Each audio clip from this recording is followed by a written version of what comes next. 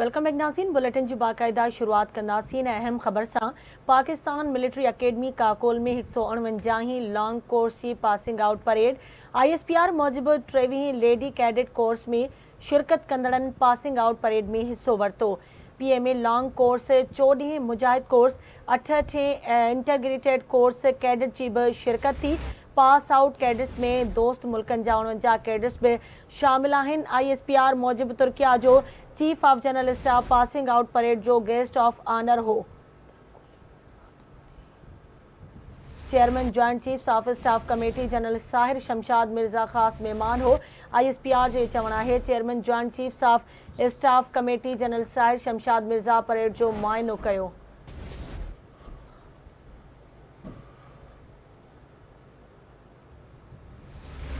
अहम खबर अवां सां शेयर कई पिया। पाकिस्तान मिलिट्री अकेडमी काकोल में 149 लॉन्ग कोर्स से पासिंग आउट परेड थी है।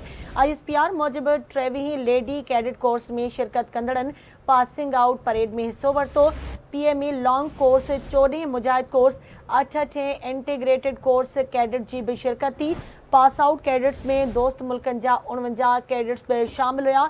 ISPR मूजिब तुर्किया जो chief of general staff passing out parade जो गेस्ट ऑफ ऑनर हो। Chairman joint chief of staff committee general Sahir Shamshad Mirza खास मेहमान हो। ISPR पारां जणाव्यो है chairman joint chief of staff committee general Sahir Shamshad Mirza parade जो मुआयनो कयो। जनरल साहिर शमशाद मिर्जा तुर्क फौजी सरबराह मतीन गौरक कैडेट्स में एजाज विरहाया।